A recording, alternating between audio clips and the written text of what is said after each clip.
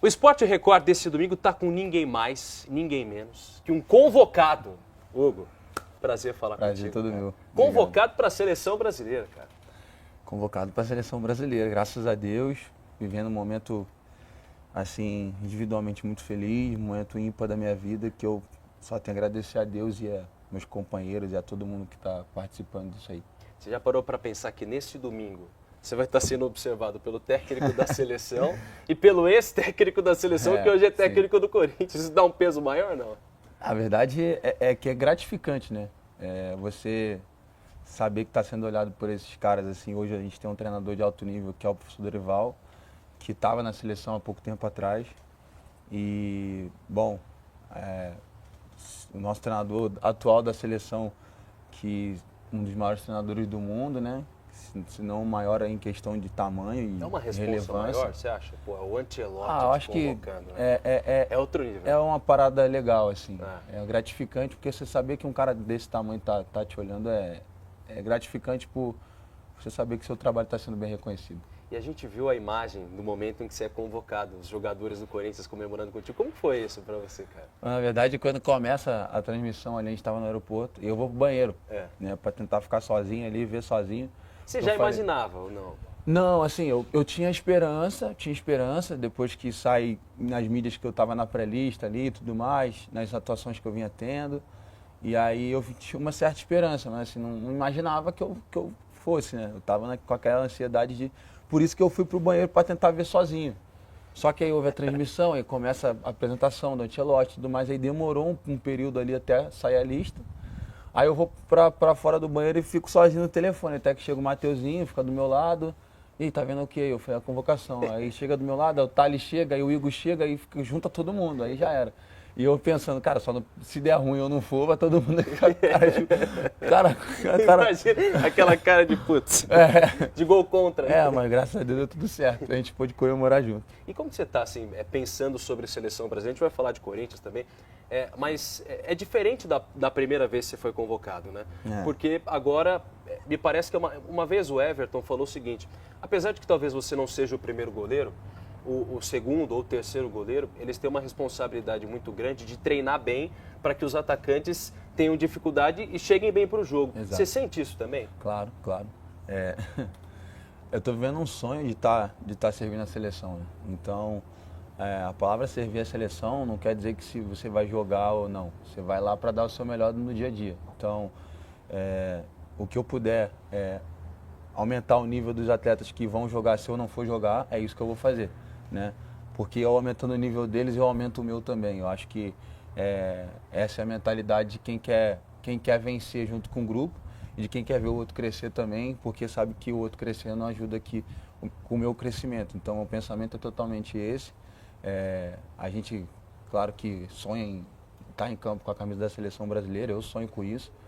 E, bom, agora ainda mais perto, mas acredito que tudo tem seu tempo e tudo vai acontecer, se Deus quiser, de forma natural. E, bom, se Deus quiser, um dia vai chegar a minha hora também. Eu tava lembrando esses dias da época que você jogou no Vasco um período, na verdade.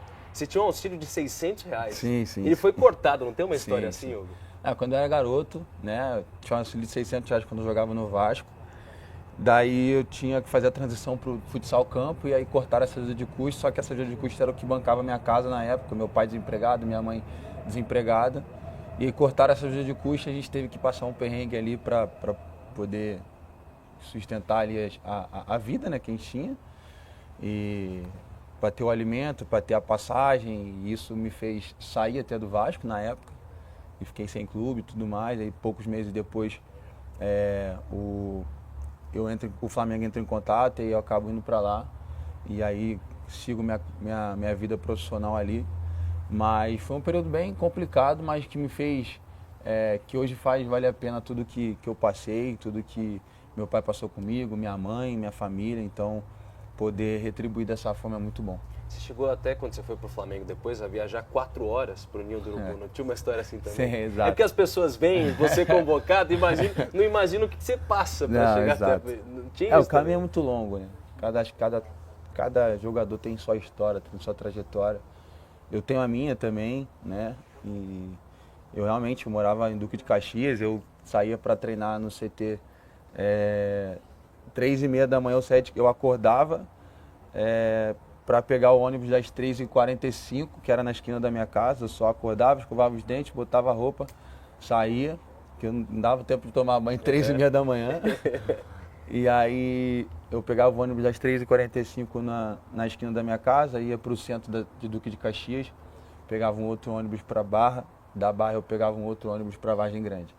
E essa era a minha rotina, eu saía de casa às 3 da manhã, 3h40 da manhã, e chegava em casa do treino às 3 da tarde, mais ou menos.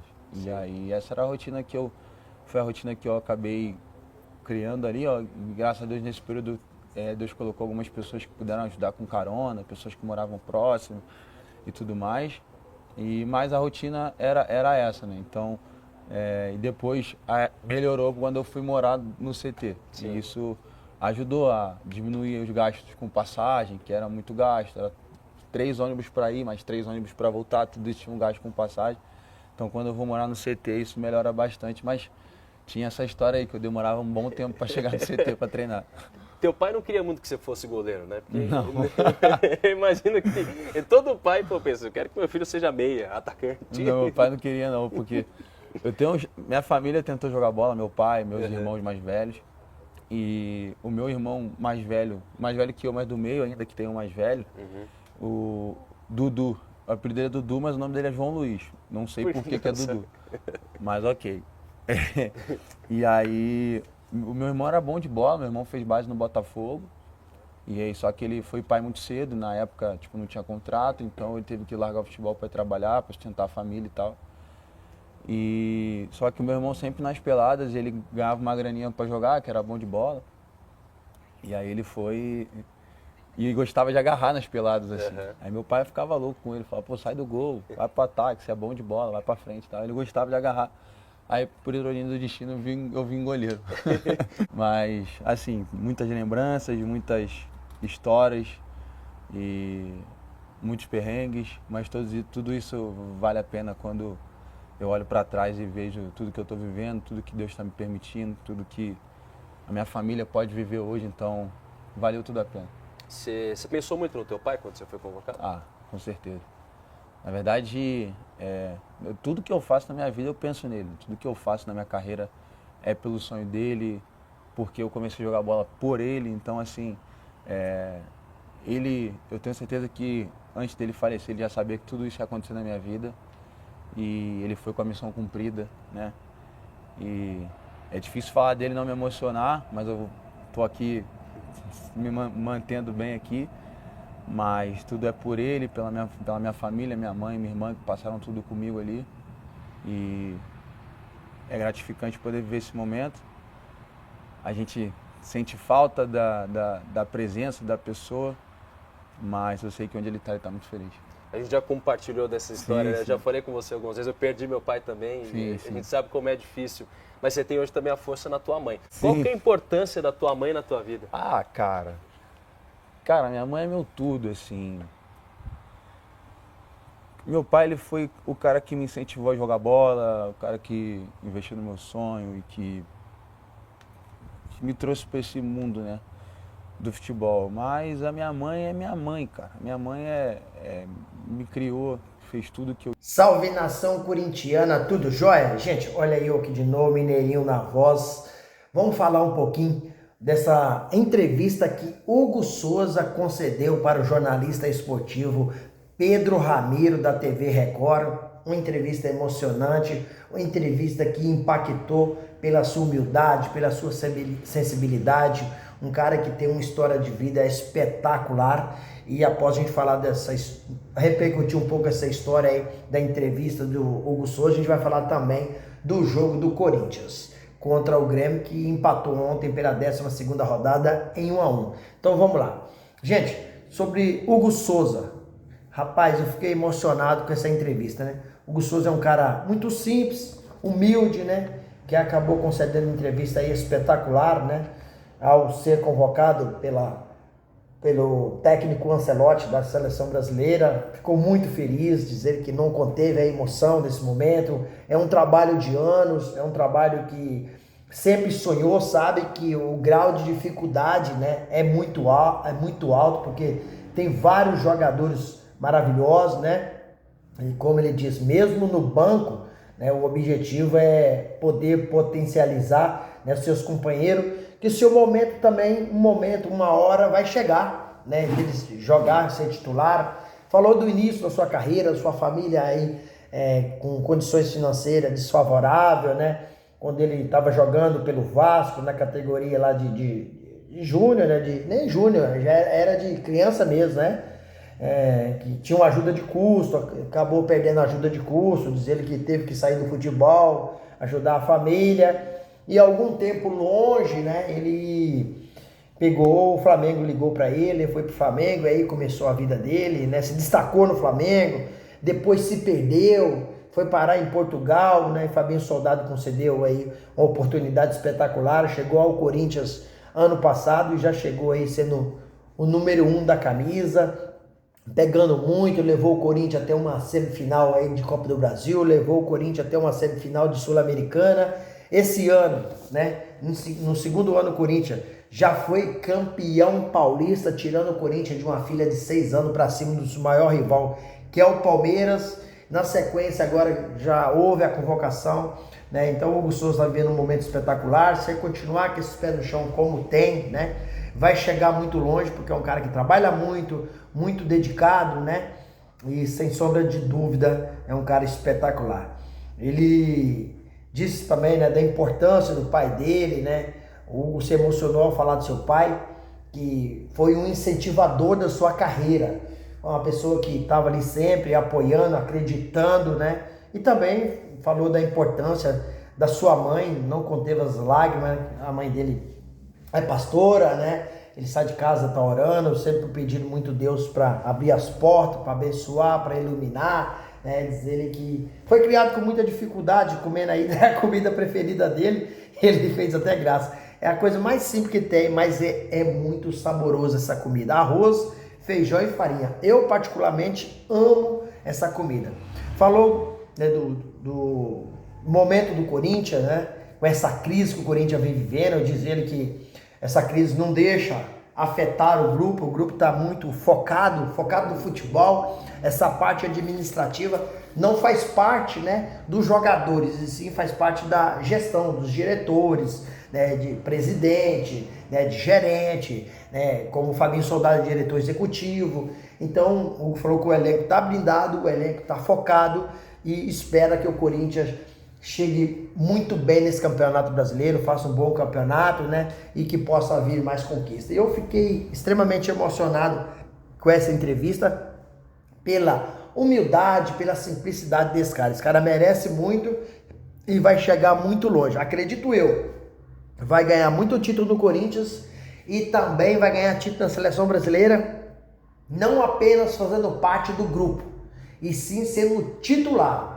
Sendo titular porque tem capacidade técnica, tem envergadura, tem rapidez. Ao mesmo tempo que ele está no chão, ele está em pé. Então, um cara que tem uma habilidade, uma velocidade muito rápida com o seu corpo e sabe usar muito bem. Então, sinceramente, esse cara diferente. Hugo Souza é diferente, tem muita técnica, elogiado por vários jogadores como Veloso, Ronaldo e tantos outros jogadores já teceram elogios a esse grande goleiro. Gente, o que vocês acharam da entrevista? Vocês gostaram da entrevista do Hugo Souza para Pedro Ramiro, do canal do Ramiro aí? Vocês gostaram? Deixa o like aqui no vídeo, deixa o comentário, deixa a inscrição também. Vamos mudar de assunto para finalizar o vídeo. Vamos falar um pouquinho do jogo de ontem entre Corinthians e Grêmio. Grêmio e Corinthians pela 12ª rodada do Brasileirão. O jogo aconteceu lá em Porto Alegre. O Corinthians acabou empatando em 1-1 com o Grêmio. Mas o que eu gostei desse jogo foi que o Corinthians jogou bem.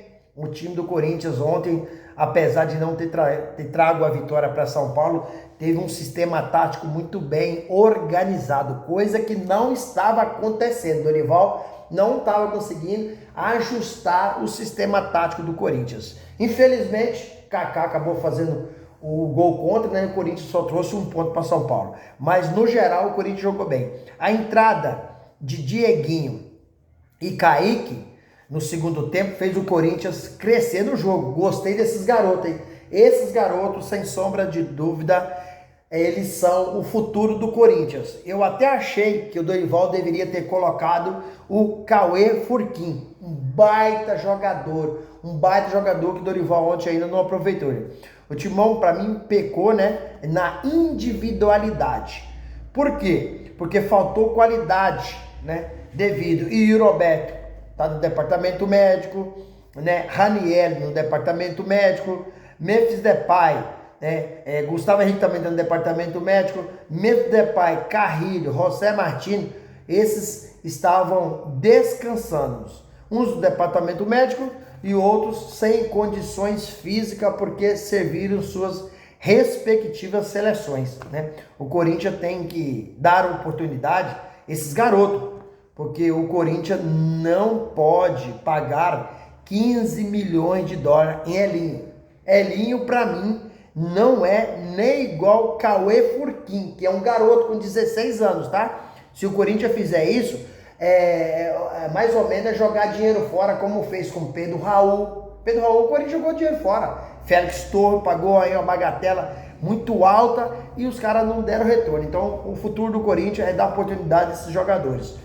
É muito dinheiro jogado fora. Então, Cauê Furquim, né? Kaique, Dieguinho, Dorival tem que dar oportunidade. Dorival já percebeu isso e com certeza esquece Elinho e dá oportunidade a esses garotos. Sobre Igor Vinícius, o negócio eu posso afirmar para vocês que melou. Não existe mais negociação. Acho que foi por causa dessa repercussão negativa que tem uma pressão, né, de ambos. Aí Corinthians não pode contratar um lateral reserva do São Paulo. Isso é um absurdo. Isso é um absurdo. Então, a negociação com Igor Vinícius acabou melhor. E aí, fiel, o que vocês acharam aí da entrevista do goleiro Hugo Souza? Vocês gostaram? Se emocionaram? Deixa o like aqui no vídeo para fortalecer o nosso trabalho. Deixa seu comentário, né? Deixa a inscrição. E aí, o jogo ontem contra o Grêmio. O que vocês acharam? Esses Dieguinho, Kaique, Dieguinho, tem que ser titular no Corinthians ou, por enquanto, é muito cedo, tem que ir entrando aos poucos? Use o espaço aqui no vídeo para você registrar seu comentário, deixa o like e a inscrição. Obrigado!